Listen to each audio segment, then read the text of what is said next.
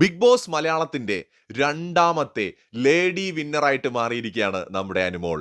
ഒരുപാട് സൈബർ ആക്രമണങ്ങളെ, റിവ്യൂവേഴ്സ് നടത്തിയ ആക്രമണങ്ങൾ, സൈബർ ആക്രമണങ്ങൾ, അതുപോലെ എക്സ് കണ്ടസ്റ്റൻസ് നടത്തിയ ആക്രമണങ്ങൾ, മുൻ സീസണുകളിലെ കണ്ടസ്റ്റൻസ് നടത്തിയ ആക്രമണങ്ങൾ, സോഷ്യൽ മീഡിയയിലെ സോ കോൾഡ് ബുദ്ധിജീവികൾ നടത്തിയ ആക്രമണങ്ങൾ, ഇതിനെയെല്ലാം അതിജീവിച്ചുകൊണ്ട് പെൺകരുത്തിന്റെ പ്രതീകമായ ഒരു പെൺകുട്ടി മലയാളം ബിഗ് ബോസിന്റെ കപ്പ് ഉയർത്തിയിരിക്കുകയാണ്.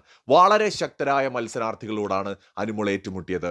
ടോപ്പ് 5-ൽ ഏക പെൺ തരിയേ ഉണ്ടായിരുന്നുള്ളൂ. കനൽ ഒരു തരി മതി എന്ന് പറഞ്ഞതുപോലെ ആ തരി ആളിക്കത്തിയ ദിവസമാണെന്ന് മലയാളം ബിഗ് ബോസിന്റെ ചരിത്രത്തിൽ രണ്ടാമത്തെ മാത്രം ലേഡി ബിഗ് ബോസ് വിന്നറായിട്ട് അനുമോൾ മാറിയിരിക്കുകയാണ്.